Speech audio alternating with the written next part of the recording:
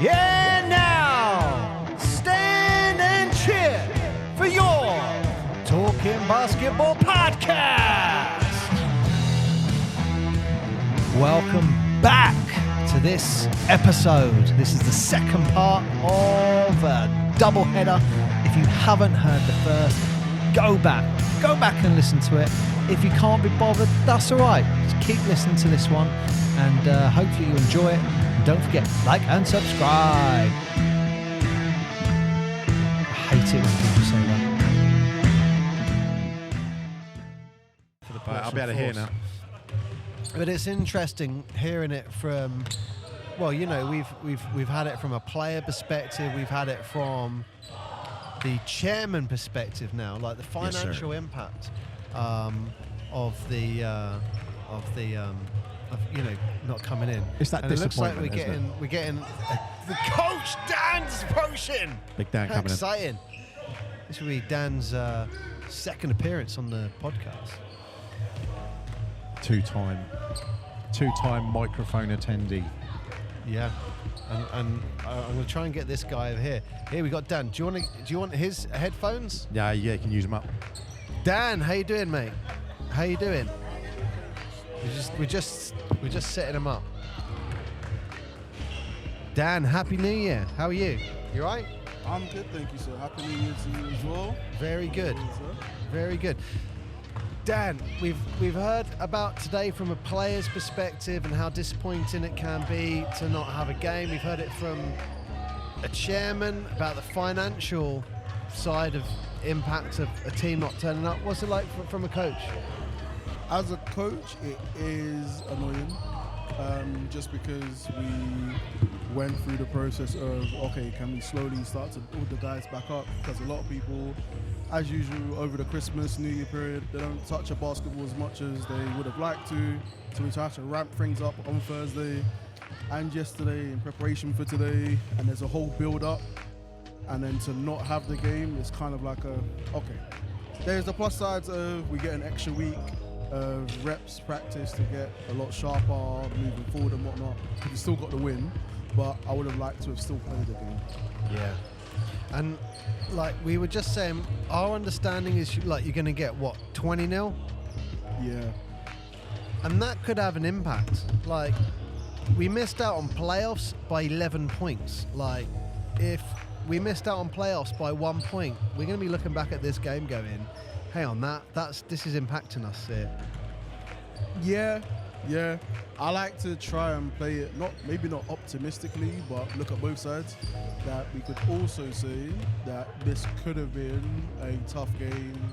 I'll be respectful. It could have been a tough game, so it might have been closer than that. But What was your expectation for the game? So, to be honest, we'd been playing really well pre-Christmas, and I was actually really looking forward to another really good performance from us. Do you think you'd have got not just a win, but a more than 20-point win? That I can't say. Yeah. Because Kent, who was supposed to play, they've had some up and down scores this season. Like they beat one team that we thought was pretty good, and then they lost to another team that we didn't think was very good. So they've been very up and down this season. So it could have gone either way. However, I was pretty sure that we were going to put on a pretty good performance because the guys were feeling good. I was feeling good after I practiced yesterday. So, but as you'd have it, it's definitely disappointing for you guys and everyone's where you, like you say, you're hyped up, ready for it, and then it just gets pulled at the last minute. 100%. That is tough indeed. So for the next game, what do you do now? Is it like reset and focus on the next game, or is there something specifically different you do? We just go again, really. We've got practice again on Monday, and the plan is just to continue what we're doing. Right now, we're in the phase of, because we haven't played Kent yet, it wasn't really like a preparation for them kind of session. Yeah. It was just sharpening up on what we've previously been doing, getting everyone back up to speed, getting everyone comfortable again. Okay. So it'll just be continuing to do that before we play again next weekend. Yeah, because I know it's one of those things where you think you guys are looking at the whole roster of everything coming up. And we just had Mr. Chairman on just saying, obviously, you've lost this game, and one of the other games at the end of the season's actually pulled out. So you've only got 2 home games left now. No, 3 home games. Oh, it is left. 3.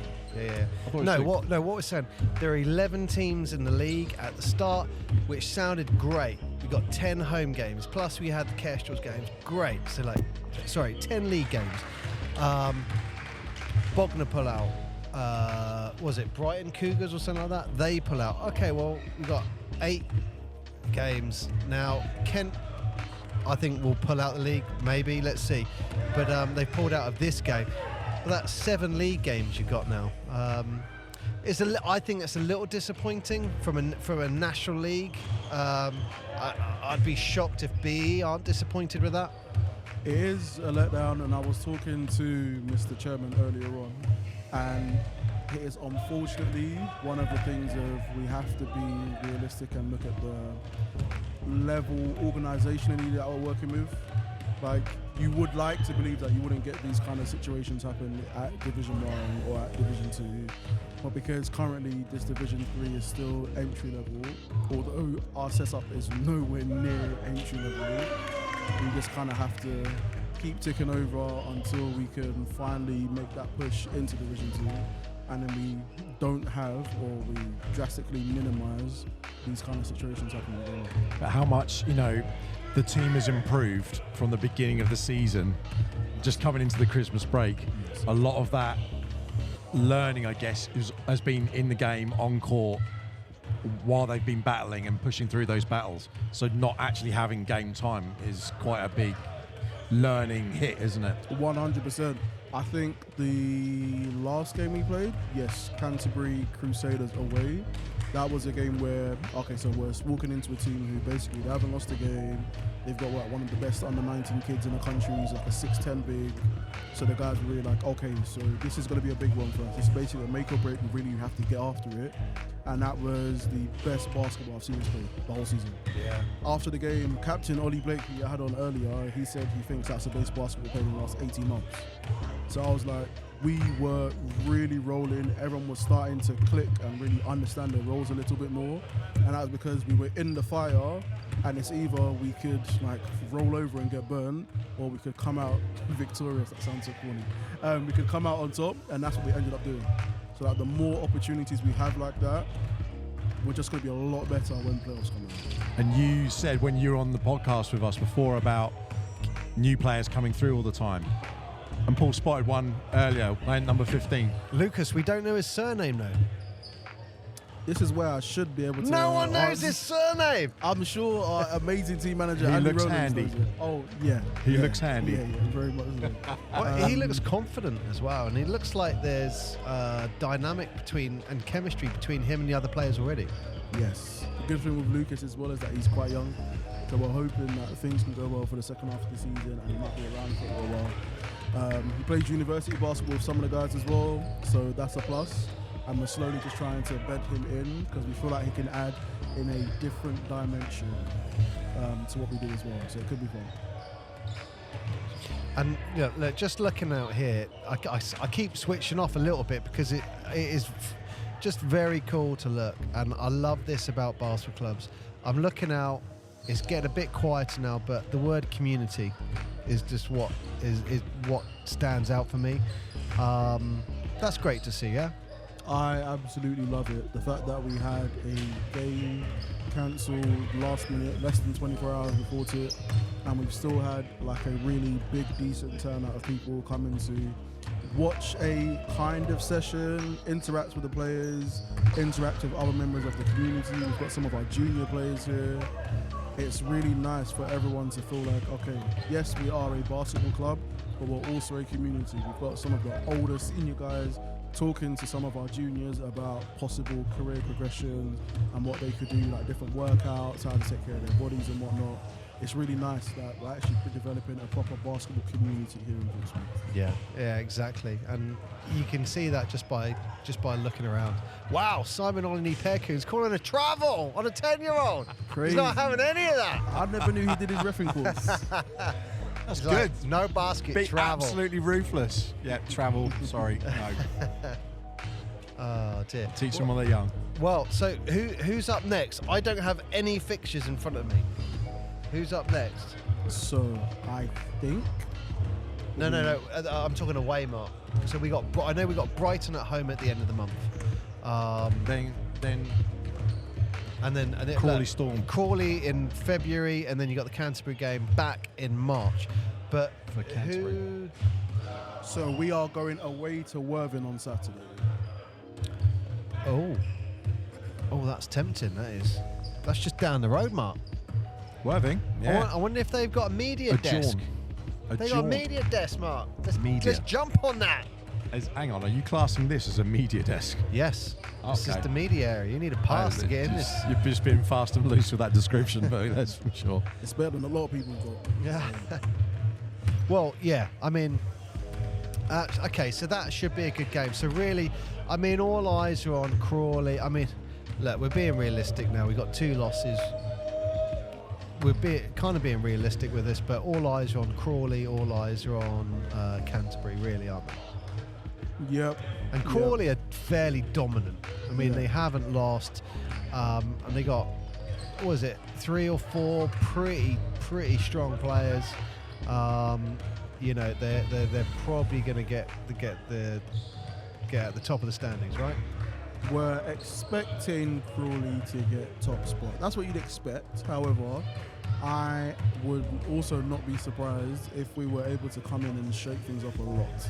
Wow. Like, definitely shake. I know that's like a big statement, and I don't like to throw things out there without any substance behind it, but genuinely, the way we've been playing the last couple of games, I don't see why we can't have a very successful second half of the season. Wow, look, coming from the coach, that's what you want to hear. That's what you want to hear, Mark, going into 2024. That's right, absolutely. You want a nice positive message. Everyone start off strong. It's just a shame we couldn't have a home game here, but Well, I think everyone's quite gutted. That I know a lot of people who are coming to the game and they were just like, "Oh, I'm so pumped for that."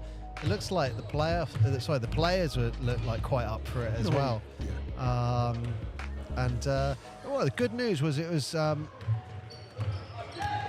good news, maybe bad news, but it was probably going to be our biggest attendance so far.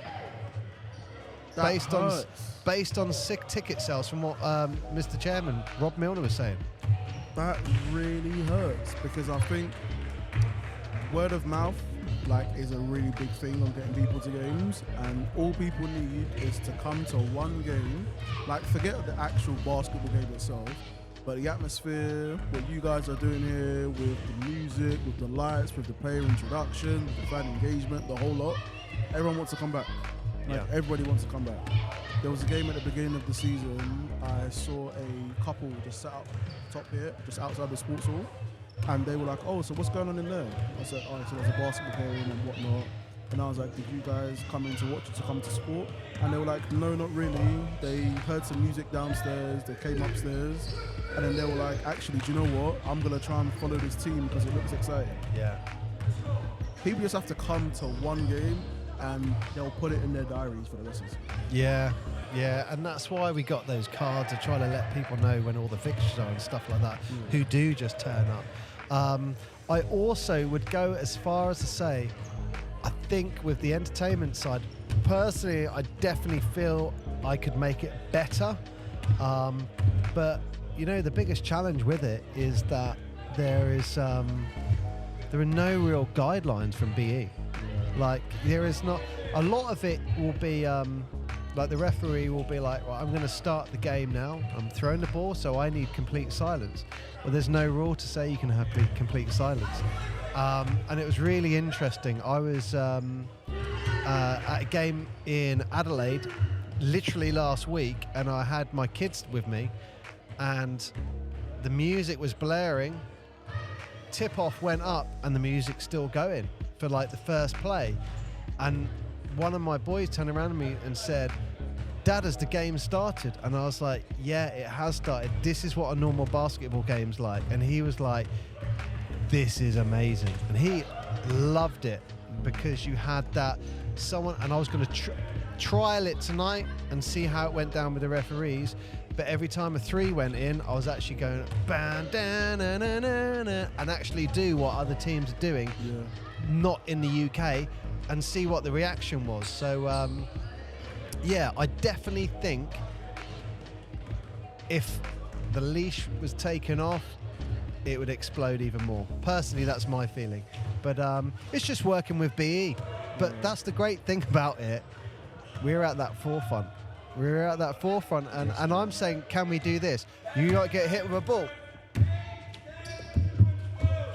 Look, there's no other podcast, basketball podcast, Mark, where you're getting hit. Balls flying everywhere. Where you're getting hit with basketballs. But yeah, no, that's the thing. We're on that. You got another one coming. On that forefront of the entertainment side of things, where it's like, it'd be great if that tip comes and we're not turning it down. Because you said something once to me. It might have been. I don't think it was. I think it was just off record and stuff like that. But you said, you talked about purist basketball, and like when you take everything away, it's purist basketball. And when you got another ball coming at you, hey, Victor's making sure that's not hitting. Coach, he's going to be on the bench. Yo, Victor, make sure you make the next one. Hey, Victor Babalola. Oh, you even heard his response.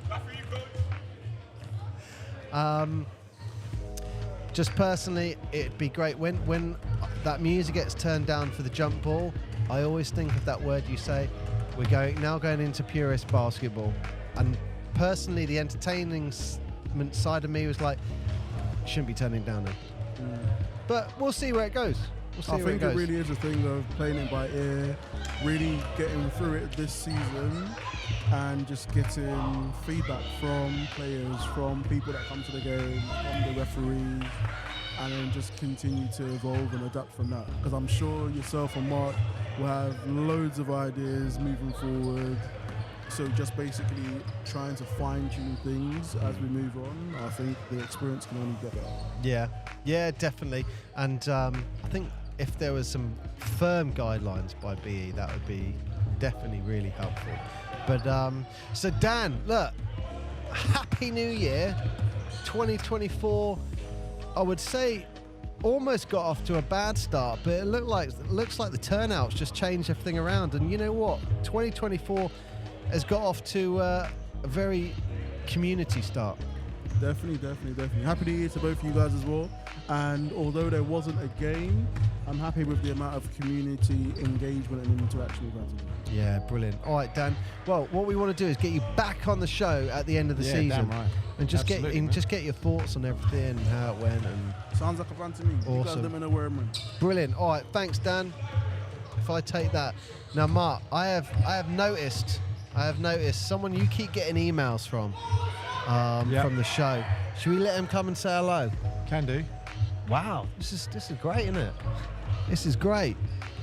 I'm seeing if I can get a hold of him. At the moment, if you can get a hold of him. I've got assistant. How are you planning on doing that magically? Well, I was going to wave, but I've got assistant coach Konstantinos Paponis in the way at the moment. But I'm waving.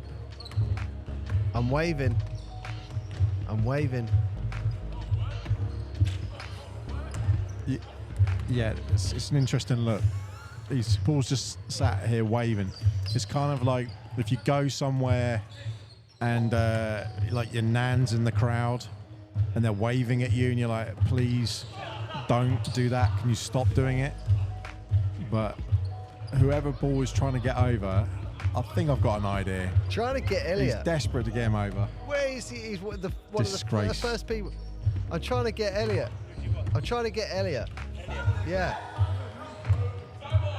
He's listened Mr. to Andy Rowland. every single podcast. Andy, do you want to say hello to everyone? Oh no. Say hello. Say hello to everyone, Andy. Hello, everyone. Of course, everyone's listened to your show. Everyone's listening. Everyone's listened to your show, Andy. My show? Of course.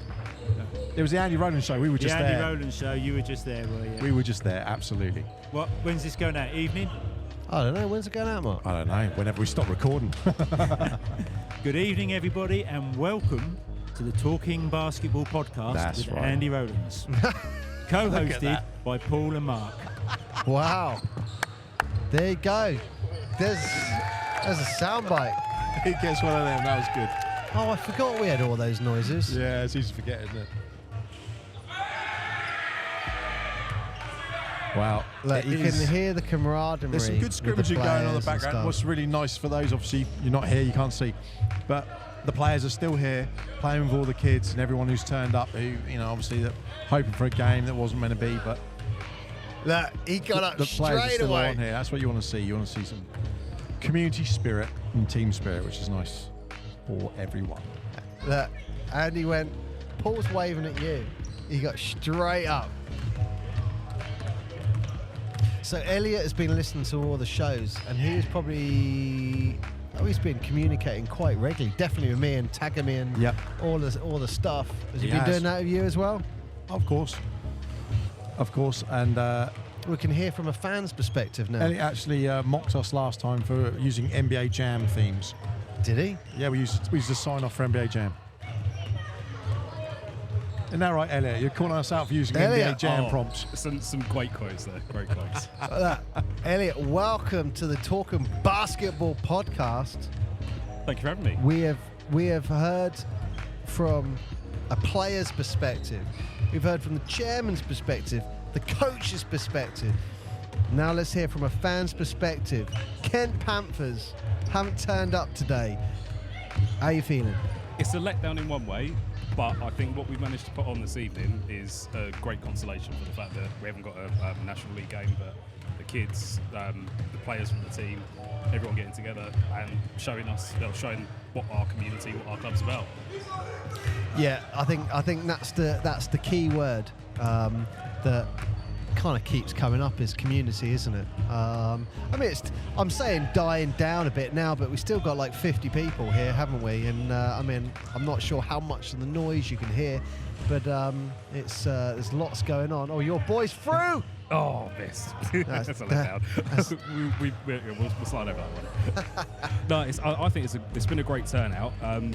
It's amazing to see how many people who would have been here for the game have still come along to see what's going on with the kids, what's going on with the open training session that's been put on. It's really, really, really good. Yeah, no, I agree. It's just a little shame we didn't have, and I don't know this for sure, but it was really close. I think, I don't know, say close. I mean, chairman was fairly confident that we were going to break a attendance record tonight. Oh, as really? well. Was it Yeah. that? I had heard that the ticket sales were going well during the week. When I was speaking to Chris West, he said that the ticket sales were looking good midweek. So yeah, it would have been nice to have a big turnout. But I'm sure our next game, which is the 27th, isn't it? 27th of January. Yeah, I'm sure that the tickets that are being rolled over for that game, if anything, will sell even more, and it'll be get ourselves that record attendance, get a really good atmosphere. Well, I mean, just for anyone listening, what the club actually did for this game was after Christmas. I'm sure we all know. I definitely know what it's like. First strings are tight. You have Christmas and you're just looking at your bank statement for the next 4 or 5 weeks, just going, oh, please, when's payday? Please. It's always a long month. You need a time machine, don't you, for those 4 or 5 weeks? But so what the club did is we had this game, and they said you can pay whatever you want to come in. If it's 1p, 10p, £1, you want to play £100, brilliant.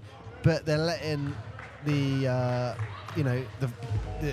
fans come in and decide what they want to pay On a donation basis rather than set fee. I think I'd be surprised if people were paying any less than the normal ticket price. Yeah. I know myself, I paid more than I'd normally pay because I think that the games that we're putting on, the entertainment you get for a Saturday night, it's being undervalued for what we're paying for it. So yeah, definitely. I think if anything, we may well have made more money for this game than they normally would have done for a standard Saturday night. Yeah. And I agree. So it'll be interesting to hear Rob's perspective. I guess about the financials towards the end of the season and see, have we rolled with the punch? Okay, but yeah. So Elliot, look, I get messages from you all the time. You are the most. What's the word, Mark? The most consistent contributor to the Talking Basketball podcast. Consistent and persistent. Just an annoyance, just that flea in your ear. I think we should talk about this more, but I have got one subject whilst we're on I guess, frustrations. Let me just get the score up for this. This is the recent women's game in America.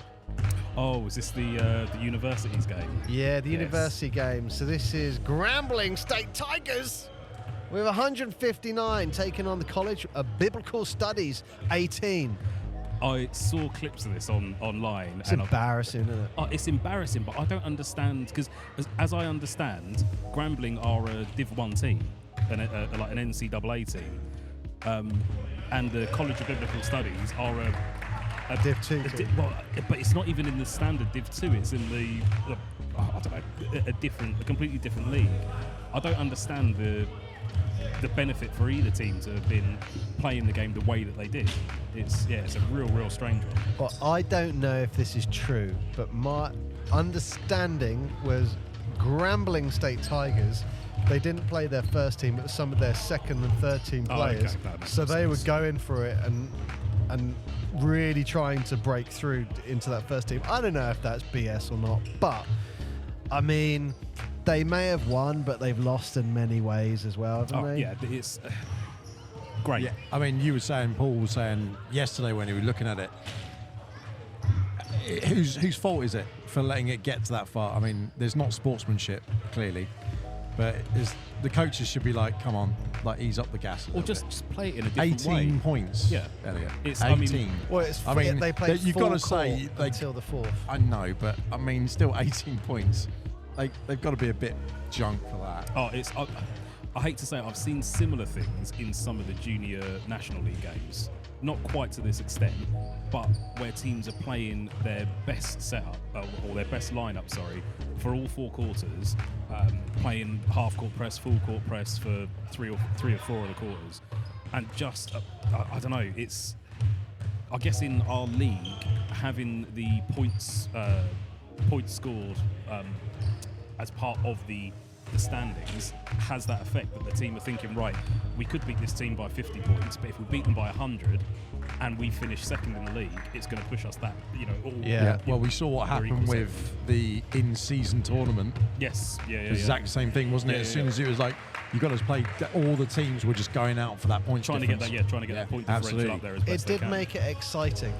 However, I would say when it comes to youth level, or maybe that level, I just think if you beat a team by 150, maybe they should just win 30. But they should give them 30-0. Or have like some sort of cut-off where when you get an advantage of, say, 50 points, it stays at that 50 points regardless of what the final score is. Yeah, I mean, the other thing is I did think that they could do is take away the point, the point difference having any effect, and then just say, right, if two teams are tied, it goes on the results of those two teams. Almost like a countback type. And Between and each if other. it's still tied, I mean, that's going to be unrealistic.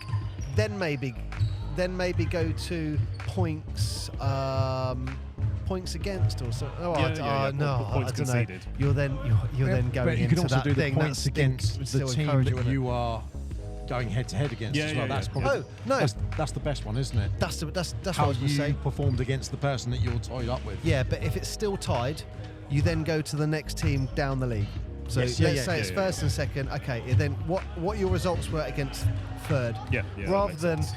we killed bottom of the league by 200 Yeah. points. It's like, and I might upset people when I say this, but I'm only going to upset, I think, our friends on the other side of the Atlantic, but it feels like sometimes an American attitude where it's like, look, we just we don't want to beat you.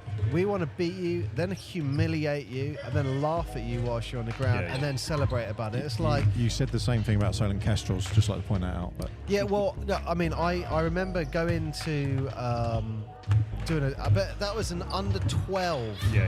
An under 12 tournament. You were there, Elliot, weren't you? I heard one of the kids. This was, in fact, I think it was a league game this year. I won't name the team. I don't think I need to. But yeah, there was a kid prior to the game saying, "We're not only going to beat you, we're going to humiliate you." And that shouldn't be the attitude of an under 14. I think it was under 14s, an under 14 kid. That shouldn't be the way that they're thinking about a game. It should be going out there to, yes, you want to win the game, but you want to enjoy the game, and you want your opponents to enjoy the game, not just go out there to put somebody off playing basketball. It's about getting kids involved and allowing them to develop and become players in the future. If you end up demoralising somebody that young, are they going to continue playing? Yeah. Are you going to put them off? I think the coach has got to take some kind of responsibility as well. yeah, 100%.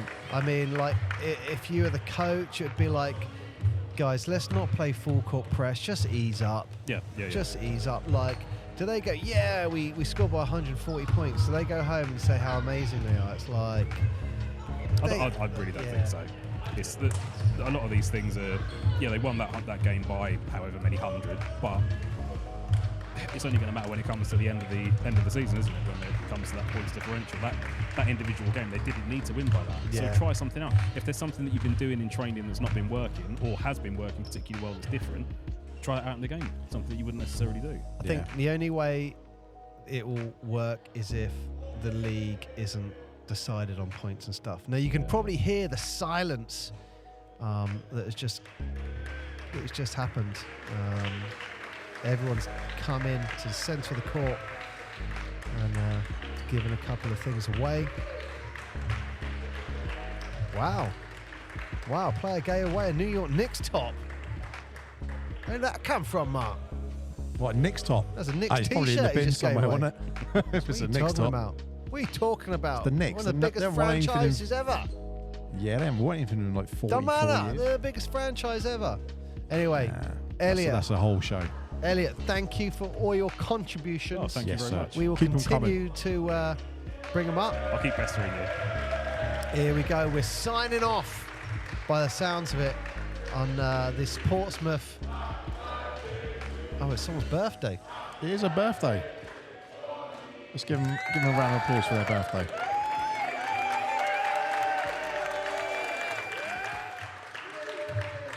Oh, it's Johnny Richardson's birthday, I think. That was Lovely. Anyway, well, look, this brings, I guess, this show to a conclusion. It does. Elliot's finally got on there.